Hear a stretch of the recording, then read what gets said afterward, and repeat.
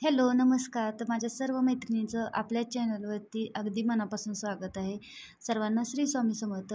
तर दिवसाची सुरुवात झालेली आहे आणि सकाळ सकाळी माझं पहिलं काम असतं की आपलं आवरायचं, अंघोळ वगैरे झाली की आधी रांगोळी काढायची आणि रांगोळी काढत आहे आणि ही रांगोळी नेहमी आपल्या दरवाजाच्या म्हणजे आपण घरामध्ये एंट्री करताना डाव्या हाताला असावी आणि बाहेर येताना उजव्या हाताला. तर या साईडला आपली रांगोळी असली पाहिजे.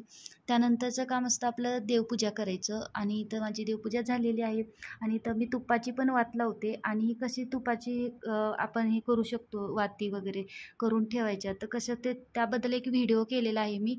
नक्की जाऊन बघा आणि खूप छान वाटतं. एक महिन्याभराचं आपण एकदम करून ठेवलं ना की बरं पडतं आपल्याला. नक्की करून बघा तुम्ही. आणि इथं माझी देवपूजा कशी झाली ती पण नक्की सांगा आणि त्यानंतर माझं जे वाचन आहे तर ते करणार आहे. तर देवपूजा झालेली आहे आणि मी कोणकोणत्या सेवा करते तर ते तुम्हाला आता दाखवते. ही श्री स्वामी चरित्र सारामृत आहे आणि हे मी फक्त जेव्हा मी हे करते पारायण वगैरे तर त्याच वेळी वाचलं जातं. आणि त्याचबरोबर हे दुर्गा सप्तशती म्हणून हे पुस्तक आहे, तर याचा मी रोज एक अध्याय वाचते. आणि त्याचबरोबर श्री गुरुचरित्र आहे याचा 52वा अध्याय वाचते. आणि आता मी प्रयत्न करणार आहे की रोज पहिल्यापासून अध्याय वाचायला चालू करायचा, रोज एक अध्याय याचा पण झाला पाहिजे. आणि त्याचबरोबर आपली जी जपमाळ आहे तर ही जपमाळ आहे 108 माळ. 108 याची एक माळ होते. तर बऱ्याच वेळा काय होतं की काही विशेष वार असतात, सण असतात, तर त्यावेळी मी 1008 किंवा 1001 असे जपमाळ करते. तर ते काय आपल्या त्या माळेवरती लक्षात येत नाही पटकन, आपण एकसारखं म्हणत असतो. तर त्यासाठी हे काउंटर आहे आणि हे पूजेचं जिथं साहित्य मिळतं तर तिथं मिळतं. आणि इथं जिथं आपण एकदा म्हटलं श्री स्वामी समर्थ म्हटलं की एकदा प्रेस करायचं. इथं एक बटन आहे म्हणजे काउंट होतं हे श्री स्वामी समर्थ, श्री स्वामी समर्थ अशा पद्धतीने एकदा म्हटले की एकदा काउंट करता येतं. तर 1000 वेळा जर म्हणायचं असेल तर अशा पद्धतीने तुम्ही काउंटर आणू शकता. आणि त्याच पद्धतीनं काही सेवा आहेत जे मी लिहून ठेवलेत, ज्याचे रोज 108 माळी जप करायचं तर ते पण करते मी सेवा. गरुड वासिनीची जे मंत्र आहे तर तो 108 वेळा रोज म्हणते. तर अशा पद्धतीने रोज जमेल तशी सेवा करते. आणि मुली पण थोड्याफार का होईना उठलं की प्रार्थना म्हणणे, संध्याकाळी प्रार्थना म्हणणे करतात. आपल्यामुळं मुलांना पण सवय लागते, त्यामुळं आपल्याला सवय असली की मुलांना पण सवय लावणं सोपं जातं. तर अशा पद्धतीने सेवा करते. देवपूजा झाले आणि आता मी सेवा करते, आपण नंतर बोलू. आता स्वयंपाक करायचा आहे तर मिस्टर काही जेवायला नाही येत आज, कारण आमंत्रण आहे. गावाकडे कसं असतं, भावकी वगैरे आमची मोठी आहे तर सतत काही ना काही तर कार्यक्रम वगैरे असतात.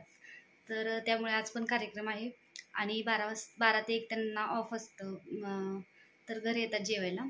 तर आता त्यावेळी ते तिथं जेवून जातील.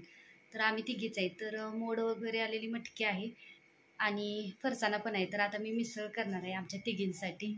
तर चला दाखवते तुम्हाला मिसळ कशी करते. तर जो मसाला लागतो तर तो मी कालच जो नॉनव्हेज केलं होतं तर त्यासोबत मी एक्स्ट्रा मसाला करून ठेवला होता, कारण दुसऱ्या दिवशी काय करायचं हे मी आधीच ठरवून ठेवलेलं असतं. तर त्यानुसार मी तीळ, जिरं, खोबरं आणि त्यानंतर कांदा वगैरे, आलं लसूण भाजून त्याची पेस्ट केलेली आहे, तर तो मसाला होता. त्यानंतर मी तेलामध्ये तिखट टाकलेला आहे, मसाला टाकला आहे. त्यानंतर कांदा, टोमॅटो घालून पूर्ण झाकून ठेवायचं आहे आणि छान तेल सुटलं ना की त्यामध्ये मोड टाकलेलं आहेत मी आणि 2 मिनटं वाफेवर शिजवल्यानंतर गरम पाणी घातलेलं आहे इथं मी. आणि अशा पद्धतीने आपल्याला गरम पाणी आपल्याला जसं लागतं, जरा तर्रीदार रस्सा थोडा पातळच करावा. त्यानंतर मग तिखट, मीठ आपल्या चवीनुसार कोथिंबीर घालून करायचं आहे. त्यानंतर मी लस्सी करत आहे इथं. लस्सी केले छान असं थंडगार. आणि त्यानंतर मला काही शूट करता आलं नाही, डायरेक्ट मी संध्याकाळीच करत आहे ही शूट, कारण बाहेर गेलो होतो थोडंफार, म्हणजे जे एक पाहुणे जे होते तर तिथे एक्सपायर झाले तिथं बोलवायला आणि एक पेशंट होतं बघायला. आमच्या माहेरची मुलगी होती तर तिला बघायला गेलो होतो, त्यामुळे काही शूट करता आलं नाही मला. आणि नंतर जेवलं, संध्याकाळची वेळ आहे. जेवल्यानंतरची आपली सर्वात महत्त्वाची आणि सर्वात मोठं काम असतं ते भांडी धुणं. कारण बऱ्याच वेळा काय होतं की आपल्या आवरायच्या नादात बरीच भांडी पडतात आणि तसंच आज माझं झाले. बाहेर गेल्यामुळं चहापासूनची जी भांडी होती तर ती पूर्ण पडून होती. नाहीतर मी शक्यतो जशी पडतील भांडी तर तशी धुवून घेते, कारण एकदम लोड होत नाही आपल्याला काम. परंतु कधी कधी बाहेर वगैरे काम असलं किंवा दुसरं काम एक्स्ट्रा लागलं तर त्यानुसार आपल्याला ॲडजस्ट करावंच लागतं. त्यामुळे हे काम माझं सगळ्यात मागं राहिलेलं आणि कंटाळा येऊन जातो संध्याकाळी जास्त वेळानं, कारण दिवसभर मुलींच्या सोबत पळणं, त्यांचं आवरणं, त्यांचं बघणं, अभ्यास, बाकीची आपली कामं, त्यामुळे एवढा कंटाळा येऊन जातो की संध्याकाळी एनर्जीच राहत नाही. त्यामुळे मी एकदम भांडी कधीच पाडत नाही त्यामुळेच. तर आता काय आज नाविलाज होता, तर पूर्ण सर्व भांडी घासून घेतले आणि त्यानंतर आपली जी क्लिनिंग असते रात्रीची तर ती आपली असतेच, कारण काय आता उन्हाळा वगैरे चालू झालेला आहे, त्यामुळे भांडी ठेवून संध्याकाळचं नाही चालत, कारण लगेच त्यावरती बघू शकता की आता संध्याकाळी जर एखादी भात वगैरे जरी वर राहिला तर लगेच खराब होऊन जातो. त्यामुळे ते शिळं वगैरे त्याला लागलेलं वगैरे वास वगैरे येतो, तर ते काय बरं वाटत नाही. त्यानंतर सर्व भांडी झाली, किचन कट्टा वगैरे धुवून घेतला.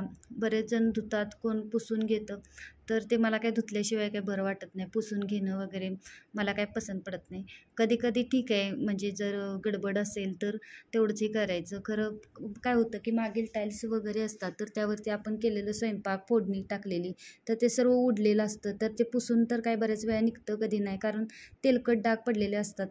त्यामुळे ते धुवून घेतलेलं जरा बरं पडतं आणि आपल्या शेगडीवरती पण उडलेलं असतं, तर ते काय पुसून शक्यतो निघतच नाही.